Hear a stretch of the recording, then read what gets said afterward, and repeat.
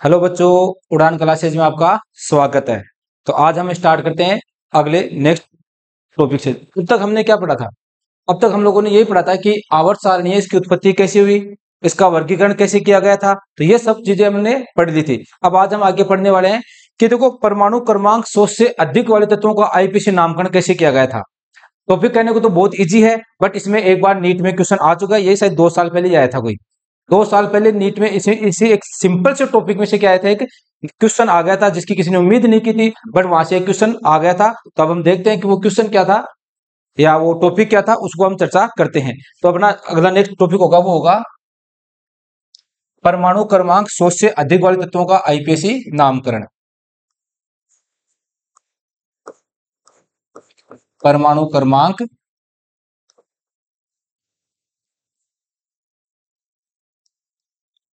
100 से अधिक वाले तत्वों का आईपीसी नामकरण। तत्व का आईयूपीएसी नामकरण।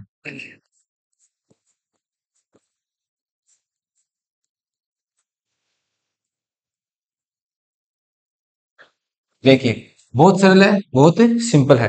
देखते हैं कि परमाणु क्रमांक 100 से अधिक वाले तत्वों का आईपीसी नामकरण कैसे किया जाता है। तो इसमें हमें कुछ शब्दों का ध्यान रखना होता है। कुछ शब्दों के बारे में उनके नाम पता है तो हम इनका आईपीसी नामकरण बहुत बहुत जल्दी से आसानी से कर सकते हैं। तो देखिए वो शब्द कौन कौन से हैं। जैसे भाई देखो, जीरो आता है, शून्य। तो शून्य को क्या बोलते हैं? शून्य को बोलते हैं नील। क्या बोला जाता है इसे? नील। 1, 2, 3, 4, 5, 6, 7, 8 और 9। देखो क्या क्या नाम है इनके। तो आईपीसी में क्या क्या थे, इनके कुछ नाम रखे गए थे। हमें बस वो नाम याद रखने हैं। अगर नाम याद है तो अपना भी काम हो ही जाता है। एक को क्या कहते हैं? अन। एक को क्या कहते हैं? अन। दो को क्या कहते हैं? बाई। दो को क्या कहते हैं? बाई। दो को क्या कहते हैं भाई? बाई। तीन को क्या कहते हैं? ट्राई। चार को क्वाड। पांच को पेंट। छह को हेक्स। सात को सेप्ट। आठ को ओक्ट। 9 को इन। ये इनके नाम हो गए। अगर हमें ये नाम याद है तो हम इनका आईपीसी नाम आराम से कर सकते हैं। हाँ, याद रखना कि इनका तो प्रतीक होता है, नील का क्या होता है प्रतीक? एन। इसका यू। इसका बी। मतलब इनके जो पहले लेटर है, पहले अक्षर वही उठा लो। टी। क्वाड का क्यू। पेंट का पी। हेक्स का एच। एस। ओ। ई। ये इनके क्या हो गए? प्रतीक हो गए। अब ये नाम लिखने के बाद लास्ट में इनमें क्या जोड़ देते हैं? Plus EM. प्लस ईएम जोड़ देते हैं। बस इतना सा काम करना है। बस इतना सा जो है भाई। जीरो के लिए कौन सा शब्द यूज करना है? नील। एक के लिए अन। दो के लिए बाई, ट्राई, टेट्रा, क्वाड। इस प्रकार से इनका क्या करना है? यूज करना है। और लास्ट में हमें क्या लगाना है? ईएम शब्द का उपयोग करना है। जैसे कि कुछ एक एग्जांपल्स की बात करते हैं। कुछ एक एग्जांपल्स की बात कर लेते हैं। जैसे दिया सबसे पहला एग्जांपल, परमाणु क्रमांक 101 वाले तत्व का आईपीसी नाम क्या होगा? तो देखो भाई, एक को क्या बोलते हैं? अन। जीरो को क्या बोलते हैं? नील। एक को क्या बोलते हैं? अन। और लास्ट में क्या लगाते हैं? ईएम। ये लीजिए आई यू एम। अन नील अनियम। अब इसका प्रतीक क्या हो जाएगा? अन का यू, नील का एन, अन का यू। यू एन यू इसका क्या हो गया? प्रतीक। जैसे आपको दूसरा एग्जांपल करवाया जाए, 102। 102 का सिंपल से है 103, 4, 5, 109 का देख लेते हैं। किसका देख लेते हैं? 109 का देख लेते हैं।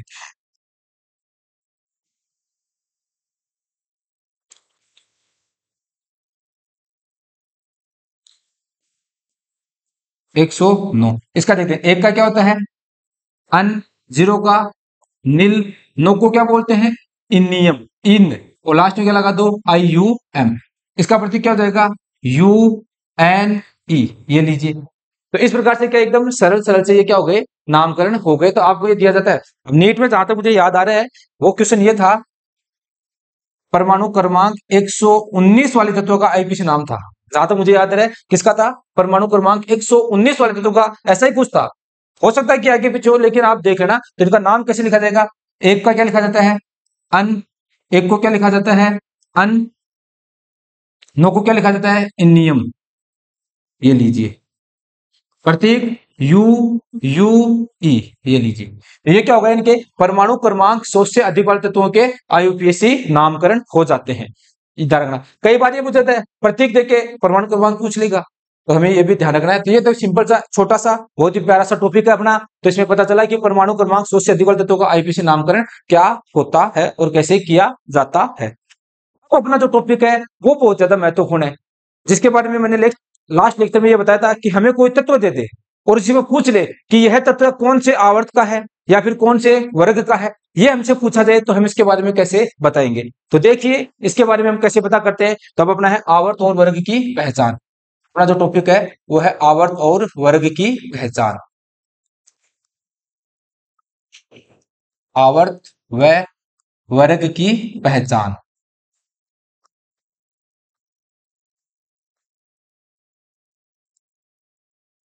तो ध्यान से देखना भाई, आवर्त और वर्ग की पहचान कैसे की जाती है।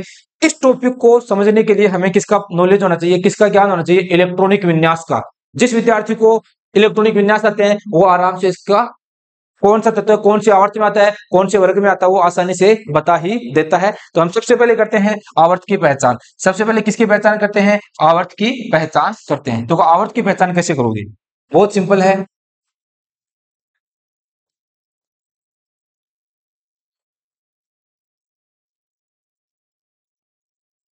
आवर्त की पहचान कैसे करोगे? बहुत सिंपल है भाई, बहुत सिंपल है। आवर्त की पहचान कैसे करोगे? मैक्सिमम डिजिट, बस ये ध्यान रखना आप। तो मैक्सिमम डिजिट, मैक्सिमम डिजिट, इस चीज का ध्यान रखना, बस यही आपका आवर्त। जैसे कि आपको मैं बताऊं मैक्सिमम डिजिट से कैसे, हमने एक एग्जांपल लिया जैसे लिथियम। भाई कहा लिथियम कौन से आवर्त का तत्व है, तो इसके लिए आपको क्या करना है? इसका इलेक्ट्रॉनिक विन्यास लिख दो। लिथियम का क्या लिख दो? इलेक्ट्रॉनिक विन्यास। क्या होता है भाई इसका इलेक्ट्रॉनिक विन्यास? 1s2 2s1, ये होता है इसका इलेक्ट्रॉनिक विन्यास। अब तो इसमें मैक्सिमम डिजिट देखो, अधिकतम कोष की संख्या देख लो ना, अधिक कोष की संख्या या बाह्यतम कोष की संख्या देख लो। ये कौन सा कोष हो गया? पहला कोष। ये कौन सा हो गया? दूसरा कोष। तो अधिकतम संख्या तो ये होगा ना मैक्सिमम डिजिट, ये हुआ कि नहीं हुआ मैक्सिमम डिजिट? ये लीजिए, तो यही आपका क्या हो गया? आवर्त हो गया। तो लिथियम कौन से आवर्त का तत्व है? दूसरे आवर्त का तत्व है। आपसे पूछा जाए मैग्नीशियम, कि मैग्नीशियम कौन से आवर्त का तत्व है? मैग्नीशियम कौन से आवर्त का तत्व है? तो देखो भाई, देखो मैग्नीशियम का इलेक्ट्रॉनिक विन्यास 1s2 2s2 2p6 3s2।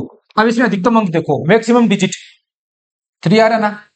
सबसे बाहर वाला कोष देख लिया करो, सबसे बाहर वाला कोष जो 3 है वो कोष को ही दर्शाता है। ये लीजिए, तो कौन सा आवर्त हो गया आपका? तीसरा आवर्त। मैग्नीशियम कौन से आवर्त का तत्व हो गया? तीसरे आवर्त का तत्व हो गया। एक एग्जांपल और देख लेते हैं, तीसरे एग्जांपल। आपसे पूछा जाए स्कैंडियम, यह कौन से आवर्त का तत्व है? तो देखिए इसका इलेक्ट्रॉनिक विन्यास क्या होता है? 1s2 2s2 2p6 3s2 3p6 3d1 4s2। तो देखो इसमें बाह्यतम कोष कौन सा हो गया? 4 हुआ कि नहीं हुआ? तो इसका आवर्त कौन सा हो गया? ये चौथा आवर्त हो गया। स्कैंडियम आपके कौन से आवर्त का तत्व है? चौथे आवर्त का तत्व है। तो ये लीजिए, हम इस प्रकार से किसकी पहचान कर सकते हैं? आवर्त की पहचान। ध्यान रखना, मैक्सिमम डिजिट, सबसे अधिकतम अंक आ रहे हैं इलेक्ट्रॉनिक विन्यास में, जो सबसे अधिकतम अंक आ रहे हैं या सबसे बाह्यतम कोष देख लेना, वही आपका क्या होगा? आवर्त होता है। अब हम बात करते हैं वर्ग की पहचान, कि वर्ग की पहचान कैसे करेंगे। तो देखो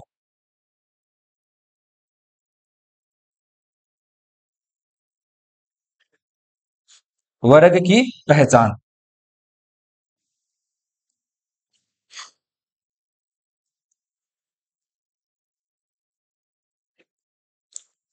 वर्ग की पहचान, वर्ग की पहचान कैसे की जाती है? देखो अब इसके लिए हमें क्या करना पड़ेगा? अलग अलग ग्रुप्स के बारे में पता होना चाहिए, अलग अलग ग्रुप्स के बारे में पता होना चाहिए। देखते हैं कौन कौन से ग्रुप्स हैं। जैसे हम बात करें सबसे पहले एस ब्लॉक के लिए, किसके लिए बात करते हैं? एस ब्लॉक के लिए। एस ब्लॉक के लिए हम कैसे पता करेंगे कि कौन सा तत्व है एस ब्लॉक का कौन सा तत्व है जो कौन से वर्ग में आता है। सिंपल सी बात है, इसके लिए भाई सिंपल सी बात है, एस ब्लॉक के लिए हम कैसे पता करते हैं, कैसे पता करते हैं, बहुत सिंपल सी बात है, बाह्यतम, याद रखना, बाह्यतम एस उपकोष में, बाह्यतम एस उपकोष में इलेक्ट्रॉन की संख्या, बाह्यतम एस उपकोष में इलेक्ट्रॉन की संख्या। ये लीजिए, एस ब्लॉक के तत्वों के लिए हम ये पहचान कर लेते हैं कि कौन सा तत्व है कौन से वर्ग में आता है। तो सीधा सा याद है, क्या याद रखना है, बाह्यतम एस उपकोष में, बाह्यतम एस उपकोष में इलेक्ट्रॉन की संख्या, बस यही है। एग्जाम्पल आगे मैं करवा दूंगा, अभी हम देख लेते हैं। अब बात करते हैं किसकी, पी ब्लॉक के लिए। किसकी बात करते हैं, पी ब्लॉक के लिए, कि पी ब्लॉक का तत्व के लिए हम कैसे पहचान करेंगे। पी ब्लॉक देखते हैं, इसके लिए हम कैसे पहचान करते हैं। तो देखो बहुत ही सरल सा है, पी ब्लॉक के लिए कैसे पहचान की जाती है, 12 प्लस 12 प्लस बाह्यतम पी उपकोष में, बाह्यतम पी उपकोष में इलेक्ट्रॉन की संख्या, बाह्यतम पी उपकोष में इलेक्ट्रॉन की संख्या। ये लीजिए, पी ब्लॉक के तत्वों की पहचान करने का क्या हो गया, तरीका हो गया, कि पी ब्लॉक का तत्व है वो कौन से वर्ग में आ रहा है। तो 12 प्लस बाह्यतम पी में इलेक्ट्रॉन की संख्या देख लेना, वहां से हम पता कर सकते हैं कि कौन सा तत्व है कौन से वर्ग में आ रहा है। तो हम एग्जाम्पल तो अभी कर लेते हैं, एक बार हम एक के लिए और देख लेते हैं, डी ब्लॉक के लिए, इसके लिए और देख लेते हैं कि इसके लिए हम पहचान कैसे करेंगे। डी ब्लॉक के तत्व के लिए हम कैसे पहचान करेंगे कि यह कौन से वर्ग का है, अभी देख लेते हैं कैसे करेंगे। बाह्यतम कोष में, बाह्यतम कोष में इलेक्ट्रॉन की संख्या, बाह्यतम कोष में इलेक्ट्रॉन की संख्या प्लस बाह्यतम डी उपकोष में, बाह्यतम डी उपकोष में इलेक्ट्रॉन की संख्या, बाह्यतम डी उपकोष में इलेक्ट्रॉन की संख्या। ये लीजिए,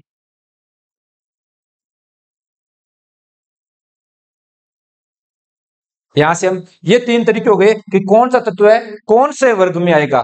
तो कैसे पता करते हैं, एस ब्लॉक के तत्व के लिए हम कैसे पहचान करते हैं, बाह्यतम एस उपकोष में इलेक्ट्रॉन की संख्या, पी ब्लॉक के लिए 12 प्लस बाह्यतम पी उपकोष में इलेक्ट्रॉन की संख्या, पी ब्लॉक के लिए बाह्यतम कोष में इलेक्ट्रॉन की संख्या प्लस बाह्यतम द्विव कोष में इलेक्ट्रॉन की संख्या। अगर हमें यह पता है तो हम आराम से पता कर लेंगे कि कौन सा तत्व है कौन से आवर्त में आता है और कौन से वर्ग में आता है। जैसे कि हम कुछ एक क्वेश्चन कर लेते हैं, उस क्वेश्चन से सब कुछ क्लियर हो भी जाएगा। देखो अपना क्वेश्चन क्या है,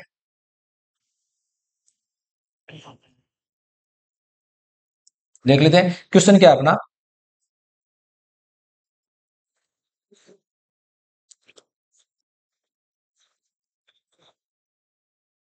परमाणु क्रमांक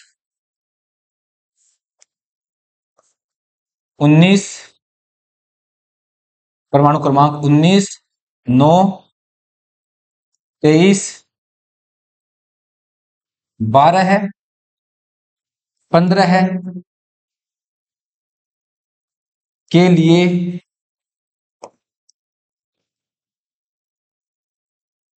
आवर्त,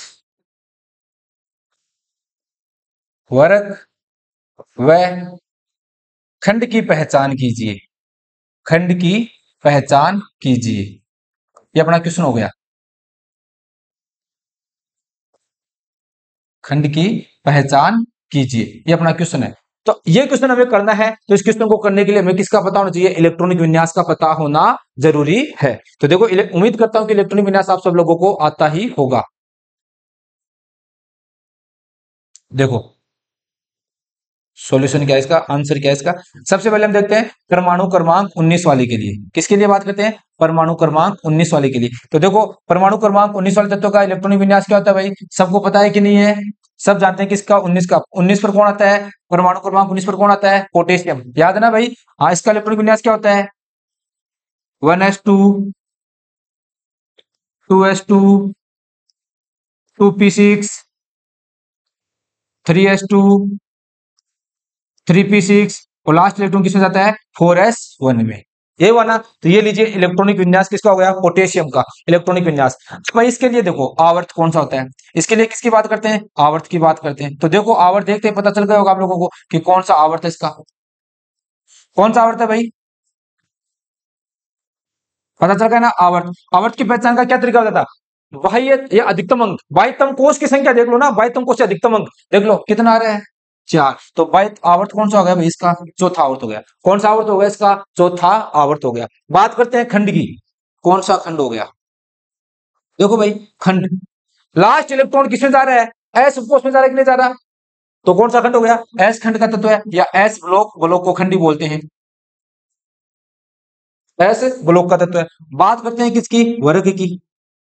देखो अब ये एस ब्लॉक का तत्व है, तो एस ब्लॉक के तत्व के लिए मैंने पहचान का तरीका बताया था भाई, कैसे, बाह्यतम एस उपकोष में इलेक्ट्रॉन की संख्या, बाह्यतम एस उपकोष में इलेक्ट्रॉन की संख्या। तो देखो भाई बाह्यतम एस उपकोष में कितने इलेक्ट्रॉन है, यहां पर देख लो एक इलेक्ट्रॉन है। तो आपका जो पोटेशियम है वो कौन से वर्ग में आता है भाई, पहले वर्ग में आता है। कौन से वर्ग में आता है, पहले वर्ग में आता है।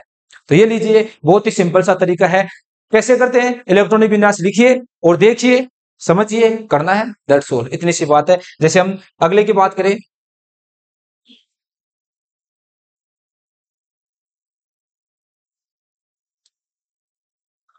अगला कौन सा है, परमाणु क्रमांक 9 वाला है, देखते हैं 2 नंबर पर कौन सा है, कौन सा है 2 नंबर पर, 9 नंबर।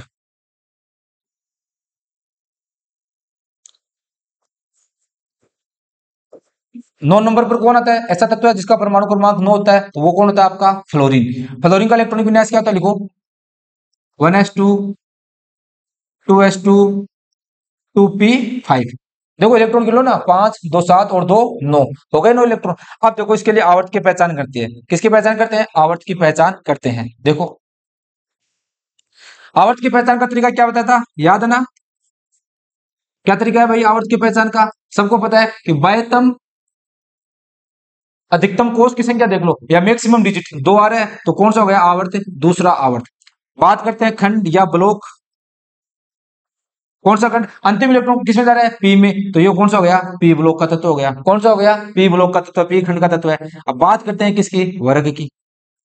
तो भाई वर्ग, पी ब्लॉक के लिए वर्ग की पहचान करने का तरीका क्या था, पता है ना, हाँ कौन सा बताया था मैंने, 12 प्लस बाह्यतम पी कोष में इलेक्ट्रॉन की संख्या, 12 प्लस बाह्यतम पी में कितने इलेक्ट्रॉन है, 5। सिर्फ और सिर्फ बाह्यतम पी में देखना है, कितने हो गए 5, तो 12 प्लस 5 कितने हो गए 17।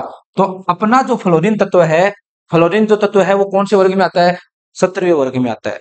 कौन से वर्ग में आता है, 17वें वर्ग में। और आपको पता है, तो मैंने लास्ट लेक्चर में बताया था, 17वें वर्ग के तत्व क्या कहलाते हैं, क्या कहलाते हैं भाई, हेलोजन कहलाते हैं। क्या कहलाते हैं, हेलोजन कहलाते हैं। ठीक इसी प्रकार अगला देखें, तो अगला आ रहा है आपका कौन सा, परमाणु क्रमांक 23, 23 वाला देख लेते हैं। परमाणु क्रमांक 23, 23 पर कौन आता है, स्कैंडियम। 23 पर कौन आता है, स्कैंडियम। देखो इसके लिए देख लेते हैं, अभी एक मैं करा रहा हूं, बाकी के आप खुद करोगे, हो जाएंगे। इलेक्ट्रॉनिक विन्यास लिखो और पता करो। तो देखो स्कैंडियम का इलेक्ट्रॉनिक विन्यास क्या होता है, 1s2 2s2 2p6 3s2 3p6 3d3 4s2। ये इसका क्या हो गया, इलेक्ट्रॉनिक विन्यास होगा स्कैंडियम का। ठीक है, तो अब आप देख लो, आप आवर्त की पहचान बता दो भाई, आवर्त कौन सा है, आप बता सकते हो, तुम खुद ही बता सकते हो कौन सा आवर्त है, कौन सा होगा भाई आवर्त इसमें, बताओ कौन सा अधिकतम अंक, अधिकतम अंक कौन सा आ रहा है 4, तो कौन सा हो गया आवर्त, चौथा आवर्त हो गया। बात करते हैं खंड, खंड की बात करते हैं। अब आप लोग ये देख रहे होंगे कि इसमें लास्ट इलेक्ट्रॉन तो किसमें गया, एस में, नहीं जाता है भाई, नहीं जाता है। लास्ट इलेक्ट्रॉन इसमें किसमें जा रहा है, डी में। अगर इलेक्ट्रॉनिक विन्यास आपने ध्यान से पढ़ा तो वहां पर पता चलेगा कि अंतिम इलेक्ट्रॉन किसमें जाता है, डी में। देखो 3d व 4s में इलेक्ट्रॉन पहले किसमें जाएगा, 4s में जाएगा, क्योंकि 4s की ऊर्जा क्या होती है, कम। और 3D की ऊर्जा क्या होती है, ज्यादा। ये हम कहां से पता करते हैं, N+L के नियम से, वहां से पता कर लेते हैं। तो 3D की ऊर्जा क्या है, ज्यादा, 4s की ऊर्जा क्या है, कम। तो पहले इलेक्ट्रॉन किसी में गया, 4s में, बाद इलेक्ट्रॉन किसी में गया, 3D में, मतलब लास्ट इलेक्ट्रॉन किसी में जा रहा है, D में जा रहा है। तो ये ध्यान रखना, कौन सा खंड हो गया, ये D खंड का तत्व हो गया, D ब्लॉक का तत्व है, हो गया। अब बात करते हैं वर्ग की। तो वर्ग की पहचान का क्या होता था, डी ब्लॉक के लिए मैंने वर्ग की पहचान का क्या बताया था, पता है ना, बाह्यतम बाह्यतम कोष में, बाह्यतम कोष में इलेक्ट्रॉन की संख्या, तो बाह्यतम कोष में कितने इलेक्ट्रॉन, 2, प्लस बाह्यतम डी कोष में इलेक्ट्रॉन की संख्या, तो बाह्यतम डी में कितने, 3।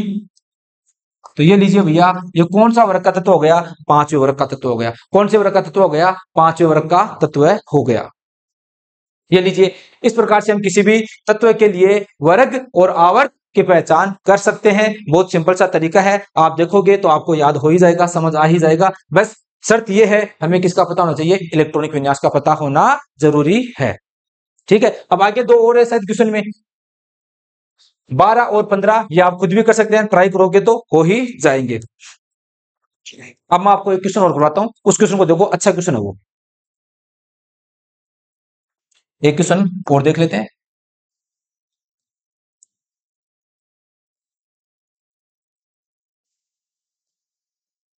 एक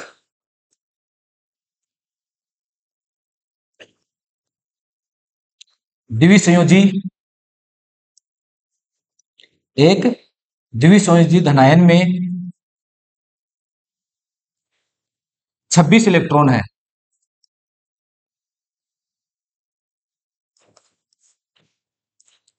इस तत्व के लिए, इस तत्व के लिए आवर्त, वर्ग व खंड की पहचान कीजिए, खंड की पहचान कीजिए। अब आप इस क्वेश्चन को खुद से कीजिए, इसके लिए आप चाहे तो वीडियो को पॉज करके कर सकते हैं। आप वीडियो को पॉज कीजिए और देखिए, अपने आप से करने की कोशिश कीजिए। तब तक मैं इसको कर रहा हूं, आप लोग खुद पॉज करके कर सकते हो, कोशिश कर सकते हो, फिर अपना आंसर मेरे से कर लेना। तो देखो हम करते हैं, इसके लिए क्या है, इसका आंसर क्या है भाई, बहुत सिंपल सी बात है। हाँ, एक द्विसंयोजी धनायन, देखो इस शब्द पर ध्यान दो, द्विसंयोजी धनायन, इसका मतलब क्या है, एम कोई तत्व है, इस पर कौन कितना आवेश है, +2 आवेश है, कितना चार्ज है, +2। द्विसंयोजी धनायन मतलब इसने 2 इलेक्ट्रॉन त्यागने के बाद किसका निर्माण किया, धनायन का।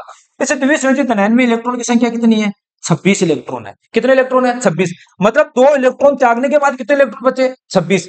तो इस एम, ये एम कोई तत्व है भाई, इधर सामने देख लो, इधर एम कोई तत्व है, इसने 2 इलेक्ट्रॉन त्यागे तो क्या बना, M+2 +2 इलेक्ट्रॉन।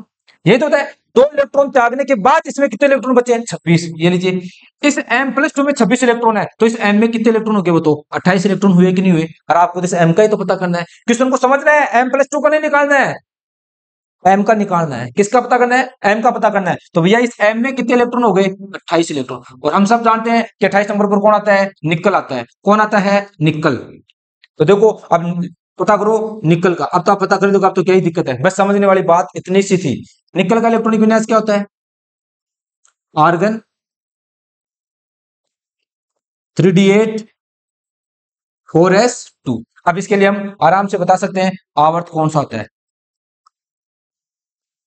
आवर्त कौन सा होता है। तो देखो भाई, अधिकतम अंक कौन सा है, 4, तो आवर्त कौन सा हो गया, चौथा। खंड कौन सा खंड हो गया, देखो इसमें अंतिम इलेक्ट्रॉन किसमें जा रहा है, डी में जा रहा है, तो डी ब्लॉक का तत्व हो गया। और बात करते हैं बाद में किसके, वर्ग की। तो डी ब्लॉक के तत्व के लिए वर्ग की पहचान का तरीका क्या होता है, बाह्यतम कोष में इलेक्ट्रॉन की संख्या कितनी, 2, बाह्यतम डी में इलेक्ट्रॉन की संख्या 8, तो 8 + 2 कितने हो गए, 10।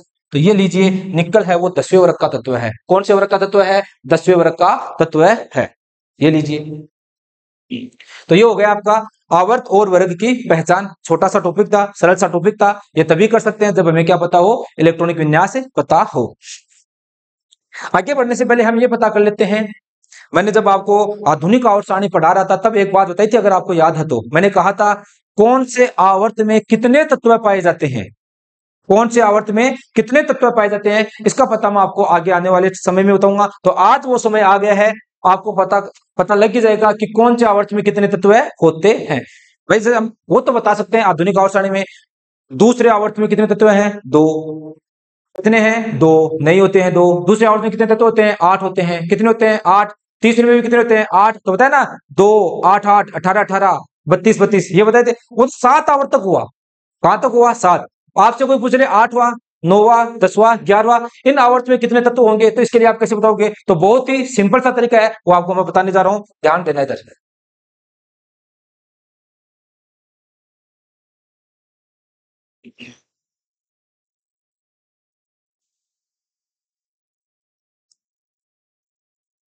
देखो, किसी आवर्त में अधिकतम तत्व है, किसी आवर्त में तत्व की संख्या, किसी आवर्त में तत्व की संख्या, क्या सूत्र हो गया भाई इसका, किसी आवर्त में तत्व की संख्या का सूत्र क्या हो गया, यह है n+1 का स्क्वायर अपॉन 2। n+1 का स्क्वायर अपॉन 2। यहां पर n, ध्यान रखना भाई, n क्या है, विषम संख्या। ये सूत्र आप तभी लगा सकते हो जब n का मान क्या होता है, विषम। आप सोच रहे हो कि क्या बता रहे, अभी एक एग्जांपल दे देंगे तो आप समझ भी जाओगे। एक सूत्र, अगर n का मान सम हो तो कौन सा सूत्र लगाओगे, तो देखो इसके लिए भी बता देते हैं। किसी आवर्त में तत्व की संख्या अगर सम हो, n का मान क्या हो, सम, तो सूत्र लग जाएगा n+2, n+2 का स्क्वायर अपॉन 2। और यहां पर n क्या है आपका, सम। m क्या है, एक सम संख्या है। जैसे कि आपको एक एग्जांपल दिया जाए, इसमें आपको पता ही चल जाए। आपसे कहा जाए 9वें आवर्त में तत्व की संख्या बताओ, 9वें आवर्त में तत्व की संख्या, 9वें आवर्त में तत्व की संख्या। देखो भाई, इसमें हमें पता करना है कि 9वें आवर्त में कितने तत्व होंगे। तो आप पता करो, n का मान कितना है, 9। 9 क्या होता है, कि विषम संख्या। अगर विषम संख्या है तो विषम संख्या के लिए आप कैसे पता करोगे, बताओ। ये रहा अपना सूत्र, कौन सा लग जाएगा, n+1 का स्क्वायर अपॉन 2। n की वैल्यू कितनी, 9 +1 का स्क्वायर अपॉन 2। तो ये हो गया 10 का स्क्वायर 100/2, 100/2, ये हो गए 50 तत्व। तो ये लीजिए, 9वें आवर्त में अधिकतम तत्वों की संख्या कितनी होगी, 50 तत्व होंगे। कितने तत्व होंगे, 50। ठीक इसी प्रकार आपसे पूछा जाए 10वें आवर्त में तत्वों की संख्या, तो वो काम अब आपका खुद का है, आप खुद करोगे, पता करोगे कि 10वें आवर्त में तत्वों की संख्या कितनी आएगी। बस एक सम संख्या है, तो नीचे वाला सूत्र लगाओगे आप। इस प्रकार से आप किसी भी आवर्त में कितने तत्व होंगे वो आप आराम से इन सूत्र के द्वारा बता सकते हो। याद रखना, इस चीज के बारे में याद रखना। तो ये था अपने कुछ बेसिक चीजें, बेसिक नॉलेज आप लोगों के लिए कि आवर्त सारणी के बारे में, इसकी उत्पत्ति कैसे हुई थी, इसका वर्गीकरण कैसे किया गया था, इसकी कुछ विशेषताएं थी वो क्या क्या थी, सब ने हम इन सब के बारे में हमने जानकारी प्राप्त की। अब हम पढ़ने जा रहे हैं इस चैप्टर के जो रीढ़ की जो हड्डी है, आवर्ती गुणधर्म। कि आवर्ती गुणधर्म होते क्या है, पहले तो हमें इसके बारे में पता सब करना है कि आवर्ती गुणधर्म कौन कौन से आवर्ती गुणधर्म है, कितने आवर्ती गुणधर्म है, आवर्ती गुणधर्म कहते किसे हैं, वो बाएं से दाएं चलने पर उसमें क्या परिवर्तन आता है, ऊपर से नीचे चलने पर उसमें क्या परिवर्तन आता है, हमें इन सब के बारे में क्या करना है, अध्ययन करना है। तो चलो आइए देखते हैं, पढ़ते हैं उसके बारे में। अपना जो टॉपिक है कौन सा, आवर्ती गुणधर्म।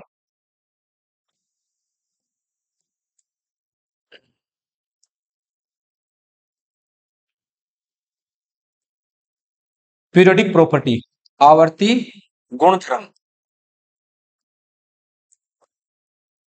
आवर्ती गुणधर्म, पीरियोडिक प्रॉपर्टी। तो देखो आवर्ती गुणधर्म क्या होते हैं, अब आपको मैंने पहले बताया था, पहले बता चुके हैं। आवर्त क्या होते हैं, क्षैतिज रेखाएं वो क्या कहलाते हैं, आवर्त कहलाते हैं। ऊर्ध्वाधर रेखाएं जो खड़ी रेखाएं वो क्या कहलाते हैं, वर्ग कहलाते हैं। तो एक आवर्त में बाएं से दाएं चलने पर, लेफ्ट टू राइट चलने पर, एक वर्ग में ऊपर से नीचे की ओर चलने पर, एक आवर्त में बाएं से दाएं चलने पर, एक वर्ग में ऊपर से नीचे की ओर चलने पर गुणों में जो भी परिवर्तन आता है उन्हें क्या बोलते हैं, आवर्ती गुणधर्म में कहते हैं। कि क्या बताया मैंने, एक आवर्त में बाएं से दाएं चलने पर तथा एक वर्ग में ऊपर से नीचे की ओर चलने पर एक आवर्त में एक आवर्त में बाएं से दाएं चलने पर, बाएं से दाएं चलने पर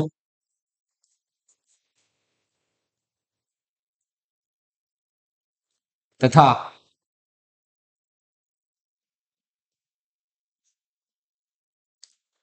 एक वर्ग में ऊपर से नीचे की ओर चलने पर, एक वर्ग में ऊपर से नीचे की ओर चलने पर,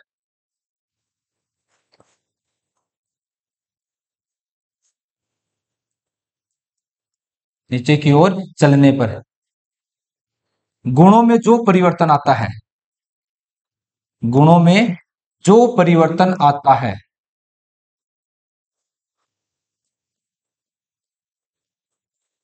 गुणों में जो परिवर्तन आता है उन्हें आवर्ती गुणधर्म कहते हैं।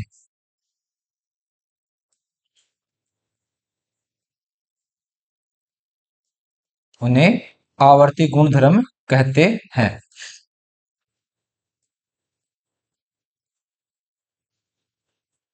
ठीक है, अब हम देखते हैं कि अपने आवर्ती गुणधर्म है कितने।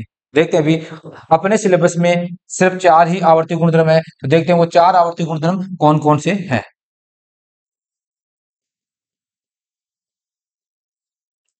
आवर्ती गुणधर्म,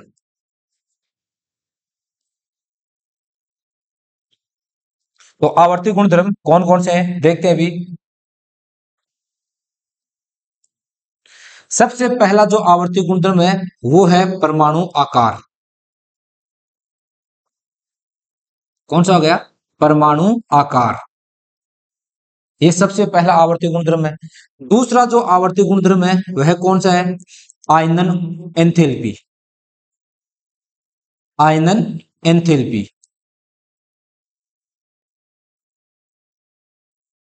आयनन एंथैल्पी को आयनन विभव के नाम से भी जाना जाता है और आयनन ऊर्जा के नाम से भी जाना जाता है, तो वो हम आगे नाम लिख ही लेंगे।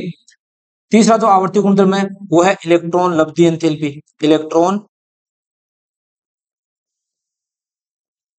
लब्धि एंथैल्पी। और अपना जो चौथा आवर्ती गुणधर्म है वह कौन सा है? विद्युत ऋणता। कौन सा हो गया? विद्युत ऋणता। ये लीजिए, तो ये अपने क्या हो गए? 4 आवर्ती गुणधर्म हो गए। अब हम इन सब के बारे में एक एक डिस्कशन करते हैं कि कौन सा आवर्ती गुणधर्म क्या है, क्या इनकी परिभाषाएं हैं, बाएं से दाएं चलने पर, ऊपर से नीचे चलने पर ये किस प्रकार वेरी करते हैं, किस प्रकार ये इनमें परिवर्तन आता है। तो हम इन सभी के बारे में क्या करते हैं? अध्ययन करते हैं। देखो करते हैं। तो सबसे पहला अपना कौन सा आता है? परमाणु आकार या परमाणु त्रिज्या भी कहते हैं इसे। परमाणु आकार, एटॉमिक साइज। तो सबसे पहली बात, एटॉमिक साइज कहते किसे हैं? एटॉमिक साइज कहते किसे हैं? देखो क्या होता है भाई, एक एटम है, एक एटम है, ये उस एटम का क्या हो गया? न्यूक्लियस, नाभिक। ये इसका मान लेते हैं पहला कोष, ये इसका मान लेते हैं दूसरा कोष, ये इसका मान लेते हैं तीसरा कोष, और मान लेते हैं ये तीसरा कोष सबसे बाह्यतम कोष है, सबसे बाह्यतम कोष है। अब बाह्यतम कोष में क्या है? इलेक्ट्रॉन। ये क्या होगा? इसका नाभिक। तो नाभिक और इलेक्ट्रॉन के बीच की दूरी, नाभिक और इलेक्ट्रॉन के बीच की दूरी, किसी परमाणु का नाभिक और इस इलेक्ट्रॉन के बीच की दूरी, यही क्या कहलाता है आपका? परमाणु त्रिज्या या परमाणु आकार। परमाणु त्रिज्या या परमाणु आकार। बट ये जो परिभाषा थी ये तो छोटी क्लासों में सही है, छोटी क्लासों तो माना जाता है। एक्चुअली तो ये परिभाषा है क्या? गलत परिभाषा है, लेकिन अब तक हम यही पढ़ते आते हैं, किसी परमाणु के नाभिक व बाह्यतम कोष में उपस्थित इलेक्ट्रॉन के बीच की दूरी क्या कहलाती है? परमाणु आकार। लेकिन ये परिभाषा गलत क्यों है? मैं क्यों कह रहा हूं कि ये गलत है?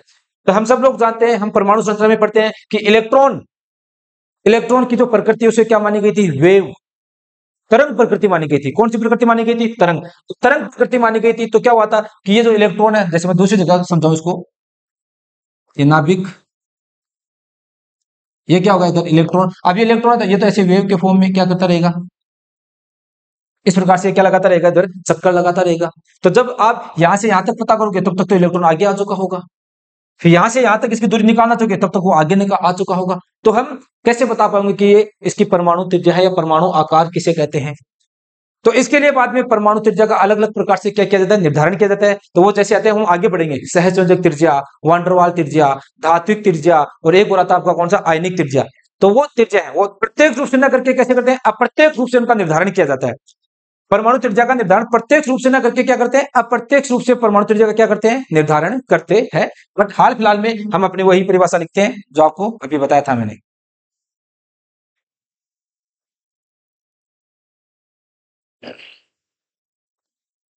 देखो क्या परिभाषा बताई थी, किसी परमाणु के नाभिक, किसी परमाणु के नाभिक व बाह्यतम कोश में, बाह्यतम कोश में उपस्थित इलेक्ट्रॉन के बीच की दूरी, इलेक्ट्रॉन के उपस्थित इलेक्ट्रॉन के बीच की दूरी परमाणु आकार कहलाता है, परमाणु आकार कहलाता है।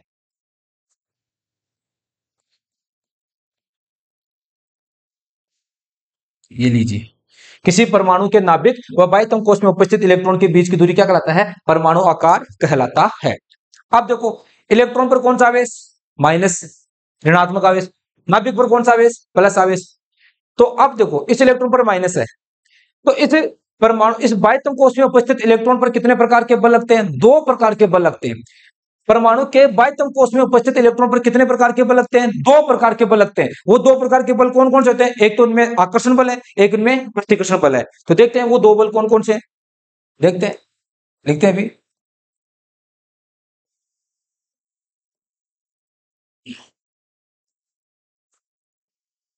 परमाणु के बाह्यतम कोश में उपस्थित, परमाणु के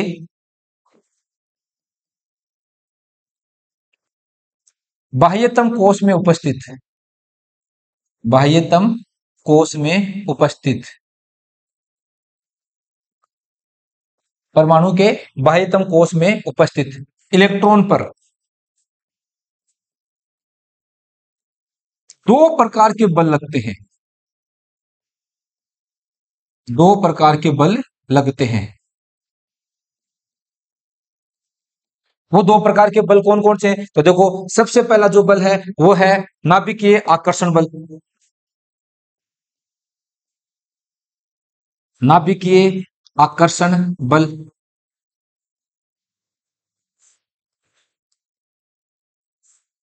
दूसरा जो है वह है परिरक्षण प्रभाव, परिरक्षण प्रभाव, जिसे आवरण प्रभाव भी कहा जाता है, जिसे आवरण प्रभाव भी कहा जाता है। तो अब हम बढ़ते हैं, नाभिकीय आकर्षण बल क्या होता है और परिरक्षण प्रभाव क्या होता है। देखो सिंपल सिंपल से है, नामों से इनकी परिभाषा है, इनके नामों में इनकी परिभाषा छुपी हुई है। तो सबसे पहला कौन सा है, नाभिकीय आकर्षण बल,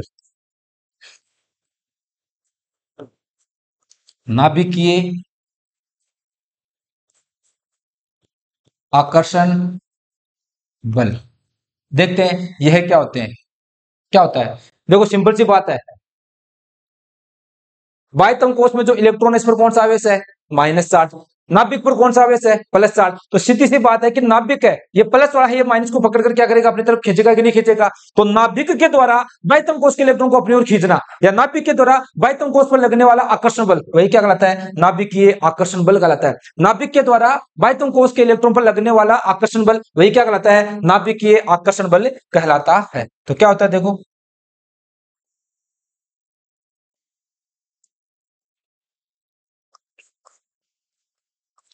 नाभिक के द्वारा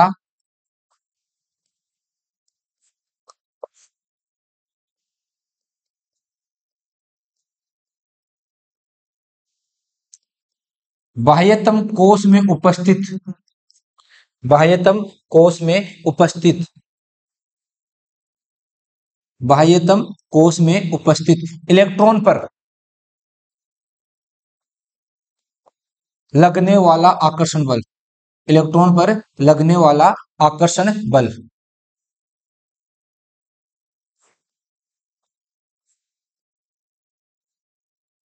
नाभिकीय आकर्षण बल कहलाता है, नाभिकीय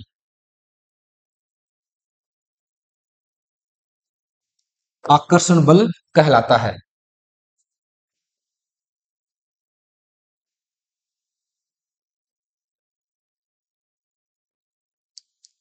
तो नाभिक के द्वारा, ये नाभिक है, बाह्यतम कोश के इलेक्ट्रॉन को पकड़कर, या नाभिक द्वारा इस इलेक्ट्रॉन पर क्या लगेगा, अपने आकर्षण बल लगेगा। ये नाभिक इस इलेक्ट्रॉन को अपनी तरफ आकर्षित करेगा, उसे क्या बोलते हैं, नाभिकीय आकर्षण बल कहते हैं।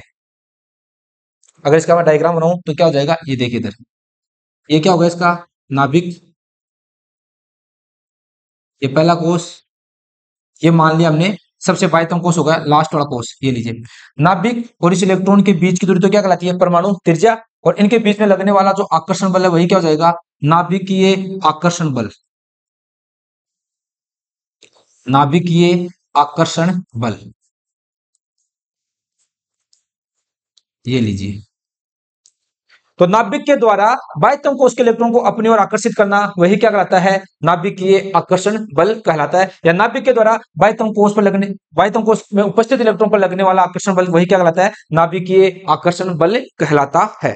तो ये लीजिए, आपका पहला बल तो कौन सा हो गया, नाभिकीय आकर्षण बल। अब दूसरे बल की हम बात करते हैं, वो कौन सा है, परिरक्षण प्रभाव या आवरण प्रभाव। देखते हैं ये क्या है।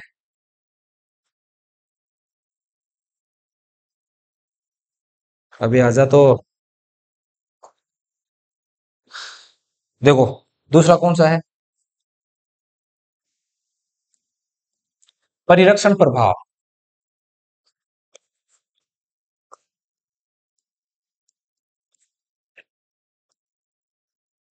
परिरक्षण प्रभाव, या इसे कहा जाता है आवरण प्रभाव।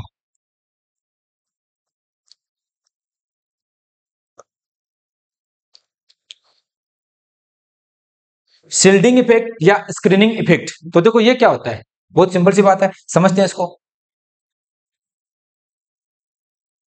ये हो गया अब नाभिक,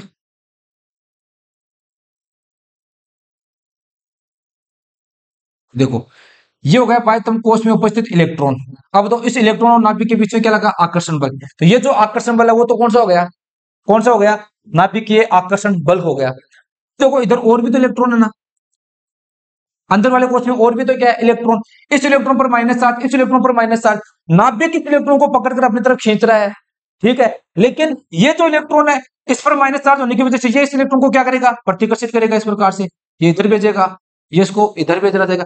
कुल मिलाकर मेरा कहने का मतलब यही है कि ये जो अंदर वाले कोश में जो इलेक्ट्रॉन है, वो इस इलेक्ट्रॉन को अंदर की तरफ नहीं आने देंगे, इसको बाहर की तरफ क्या करेंगे, भेजेंगे, बाहर की तरफ धक्का मारेंगे, पुल करेंगे इसको। तो बाह्यतम कोश में उपस्थित इलेक्ट्रॉन पर अन्य इलेक्ट्रॉन द्वारा लगाया गया प्रतिकर्षण बल, इस इलेक्ट्रॉन को यह नाभिक अपनी तरफ खींच रहा है, ठीक है। तो वो कौन सा हो गया, नाभिक के आकर्षण बल। जबकि अंदर अंदर की तरफ और कौन है, इलेक्ट्रॉन है, उस पर कौन सा चार्ज, माइनस। और हम सब लोग जानते हैं कि माइनस माइनस को क्या करता है, प्रतिकर्षित करता है। तो ये माइनस इस माइनस को क्या करता है, प्रतिकर्षित करेगा। तो ये किधर जाएगा, आगे की तरफ जाएगा, हाँ या ना। तो ये लीजिए, तो अंदर वाले इलेक्ट्रॉन के द्वारा या अन्य इलेक्ट्रॉन के द्वारा बाह्यतम कोश के इलेक्ट्रॉन को, या अन्य इलेक्ट्रॉन द्वारा बाह्यतम कोश के इलेक्ट्रॉन पर लगाया गया प्रतिकर्षण बल वही क्या कहलाता है, आपका परिरक्षण प्रभाव या आवरण प्रभाव। मतलब ये जो इलेक्ट्रॉन है, ये इलेक्ट्रॉन इस इलेक्ट्रॉन को नाभिक की तरफ आने से क्या करते हैं, रोक रहे हैं, मतलब इनके बीच में एक दीवार पैदा करते हैं, एक स्क्रीन की तरह एक कार्य करते हैं। तो उसको अंदर की तरफ नहीं आने देते, मतलब इसको नाभिक के आकर्षण बल से बचाने का कार्य कर रहे हैं। हम ये कह सकते हैं आवरण, एक आवरण की तरह क्या कर रहे हैं, इस पर कार्य कर रहे हैं, आवरण की तरह इस पर व्यवहार कर रहे हैं। तो इसलिए इसका नाम क्या पड़ा है, परिरक्षण प्रभाव या आवरण प्रभाव। तो देखो क्या है आवरण प्रभाव, ठीक है, ऐसे रहने देते हैं, कोई दिक्कत नहीं। तो क्या परिभाषा लिखोगे इसकी, बाह्यतम कोश में उपस्थित इलेक्ट्रॉन पर, बाह्यतम कोश में उपस्थित इलेक्ट्रॉन पर, बाह्यतम कोश में उपस्थित इलेक्ट्रॉन पर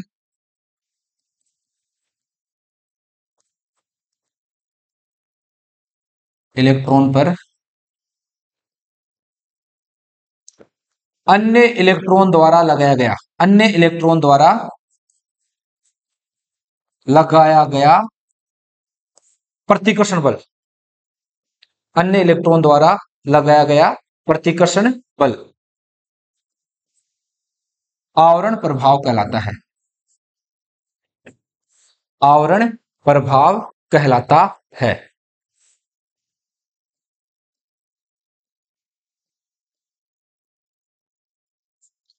बाह्यतम कोश में उपस्थित इलेक्ट्रॉन पर अन्य इलेक्ट्रॉन द्वारा लगाया गया प्रतिकर्षण बल क्या कहलाता है? आवरण प्रभाव कहलाता है। और परिरक्षण प्रभाव का जो परिमाण है, परिरक्षण प्रभाव का जो परिमाण है उसे क्या बोलते हैं?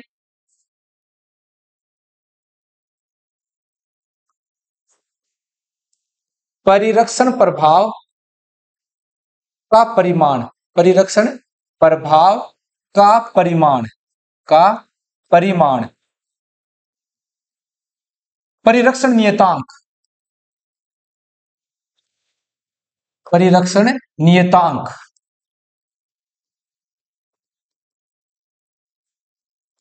सिग्मा, किससे दर्शाते हैं भाई इसको? सिग्मा। तो परिरक्षण प्रभाव का परिमाण, परिरक्षण नियतांक सिग्मा कहलाता है। क्या कहलाता है? सिग्मा कहलाता है। क्या कहा? दोबारा देख लीजिए। बाह्यतम कोश में उपस्थित इलेक्ट्रॉन पर, बाह्यतम कोश में उपस्थित इलेक्ट्रॉन पर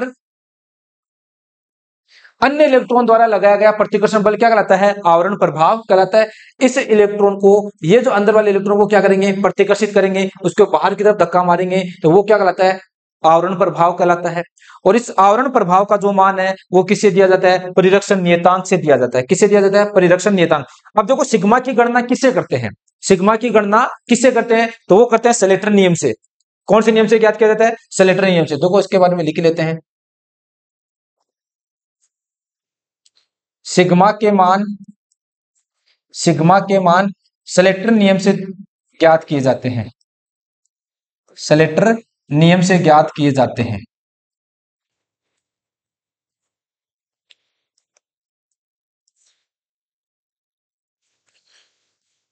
सलेटर नियम से ज्ञात किए जाते हैं। देखो कौन कौन से थे, याद रखना भाई, ये मान जब तक हमें याद नहीं होंगे तब तक हम आगे जेड इफेक्टिव निकालना नहीं सीखते। जेड इफेक्टिव क्या होता है हम उस पर भी चर्चा कर लेते हैं। तो देखो इस पर देखते हैं भाई इसके लिए क्या क्या होते हैं।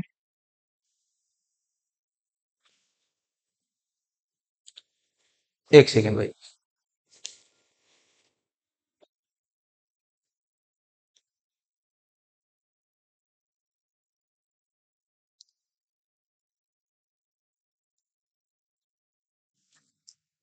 सॉरी, वो क्या है, फोन कभी भी बज जाता है, तो फोन और घंटी तो वो कभी भी बज जाती है, इसलिए ध्यान रखना। तो देखो भाई, सही तो कर रखा गया। देखो nth सेल के लिए, nth कोष के लिए, ये बात हम पहले ही कर चुके हैं कि nth कोष कौन सा होता है?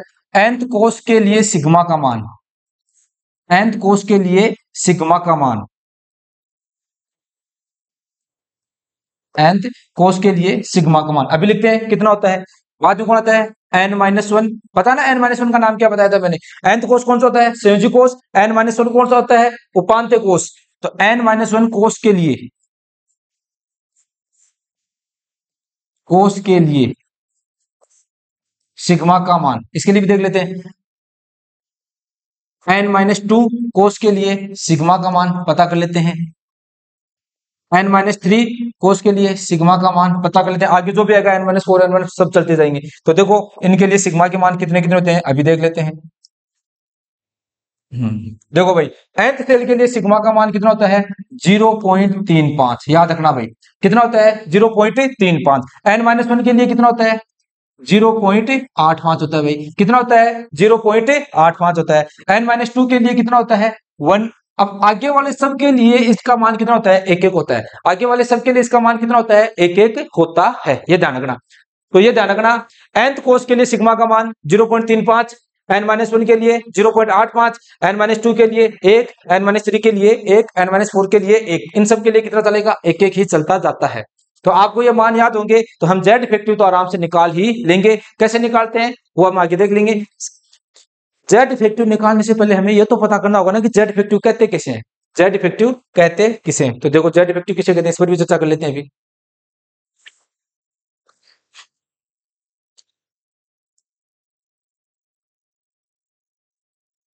प्रभावी नाभिकीय आवेश, प्रभावी नाभिकीय आवेश। देखो भाई क्या होता है प्रभावी नाभिकीय आवेश, जेड इफेक्टिव। क्या होता है जेड इफेक्टिव, अभी देखते हैं। अभी जैसे वो डायग्राम दोबारा बनाए,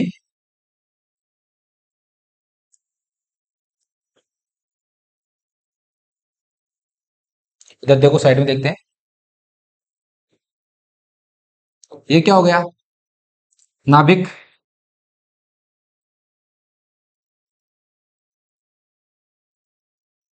ये बाह्यतम कोष का क्या हो गया, इलेक्ट्रॉन। नाभिक के द्वारा बाह्यतम कोष के इलेक्ट्रॉन पर लगने वाला आकर्षण बल क्या कहलाता है, नाभिकीय आकर्षण बल, बताया था। ठीक है, ये अंदर की तरफ और क्या पाए जाते हैं, इलेक्ट्रॉन। ये इस इलेक्ट्रॉन को क्या करते हैं, प्रतिकर्षित करते हैं। तो देखो ये इलेक्ट्रॉन इसको क्या करेंगे, इधर प्रतिकर्षित करेंगे। और ये क्या हो गया आपका नाभिकीय आकर्षण बल, इसको मैं जेड से दर्शाता हूँ। नाभिकीय आकर्षण बल को किससे दर्शाया गया, जेड से। और ये कौन से हो गए आपके, परिरक्षण प्रभाव हो गया। कुल मिलाकर होता क्या है, इस इलेक्ट्रॉन पर आकर्षण भी लग रहा है और क्या लग रहा है, प्रतिकर्षण भी लग रहा है। तो बाह्यतम कोष में उपस्थित इलेक्ट्रॉन पर नाभिक द्वारा लगने वाला कुल परिणामी आकर्षण बल, परिणामी क्यों बोल रहा हूं मैं, देखो आकर्षण और प्रतिकर्षण दोनों को मिला दो, दोनों को मिलाने पर जो रिजल्ट आता है, जो रिजल्टिंग अट्रैक्शन फोर्स है, वही क्या कहलाता है आपका प्रभावी नाभिकीय आवेश कहलाता है। भाई अंदर वाले इलेक्ट्रॉन इस इलेक्ट्रॉन को बाहर की तरफ भेज रहे हैं, नाभिक इस इलेक्ट्रॉन को पकड़कर अपनी तरफ क्या कर रहा है, खींच रहा है। तो कुल मिलाकर इस इलेक्ट्रॉन पर आकर्षण भी लग रहा है और क्या लग रहा है, प्रतिकर्षण भी लग रहा है। तो नाभिक द्वारा इस इलेक्ट्रॉन पर लगाया गया कुल परिणामी आकर्षण बल, जब इन दोनों को मिला देते हैं तो मिलाने के बाद लगाया गया कुल परिणामी आकर्षण बल, वही क्या कहलाता है, प्रभावी नाभिकीय आवेश कहलाता है। तो मेरा कहने का मतलब यही है, कुल मिलाकर जेड इफेक्टिव होता है वो आकर्षण प्रकृति होती है इसकी। जेड इफेक्टिव की प्रकृति कैसी होती है, आकर्षण प्रकृति होती है। ये मतलब इस इलेक्ट्रॉन को पकड़कर अपनी तरफ खींचेगा, अट्रैक्ट करेगा इसे। तो वो होता है आपका प्रभावी नाभिकीय आवेश। तो क्या हो गया प्रभावी नाभिकीय आवेश,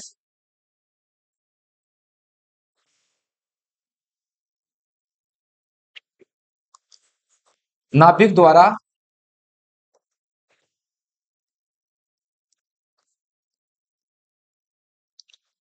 बाह्यतम कोष के इलेक्ट्रॉन पर, बाह्यतम कोष के इलेक्ट्रॉन पर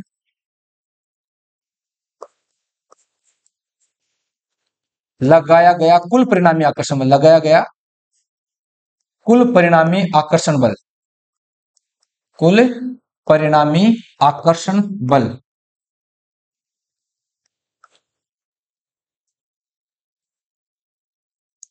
जेड इफेक्टिव कहलाता है, जेड इफेक्टिव कहलाता है। अभी बताया था जेड इफेक्टिव की प्रकृति, जेड इफेक्टिव की प्रकृति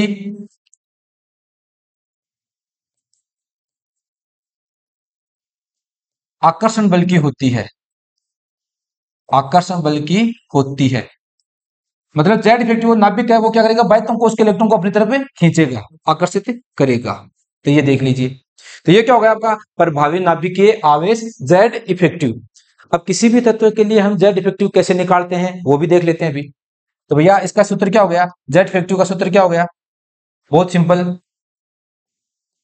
क्या हो गया, जेड इफेक्टिव इक्वल टू क्या होता है, जेड माइनस सिग्मा। याद रखना जेड इफेक्टिव बराबर क्या हो गया, जेड माइनस सिग्मा। यहां पे जेड इफेक्टिव क्या है, प्रभावी नाभिक क्या है, जेड क्या होता है उस तत्व का परमाणु क्रमांक, जेड क्या होता है उस तत्व का परमाणु क्रमांक।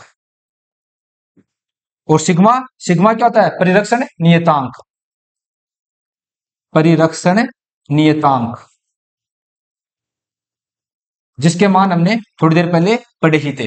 तो आपको ये ध्यान रखना है, जेड इफेक्टिव ये इंपॉर्टेंट चीज है, याद रखना इस चीज को कि जेड इफेक्टिव किसी भी तत्व के लिए जेड इफेक्टिव कैसे निकालते हैं, जेड माइनस सिग्मा। अब देखो ये कभी पूछा तो नहीं जाता कि किस तत्व का जेड इफेक्टिव कितना होता है, लेकिन हम इस पर क्या करेंगे, डिस्कशन भी करेंगे कि किसी तत्व के लिए जेड इफेक्टिव कैसे निकालते हैं, किसी तत्व का जेड इफेक्टिव कैसे निकालते हैं? निकालने का तरीका तो ये जेड माइनस सिग्मा, बट हम इसमें 2-4 क्या कर लेते हैं, एग्जाम्पल कर लेते हैं किस तत्व का जेड इफेक्टिव कैसे निकालते हैं। तो हम इस पर चर्चा क्या करते हैं, कल करेंगे। आज के लिए हम इतना ही। Thank you.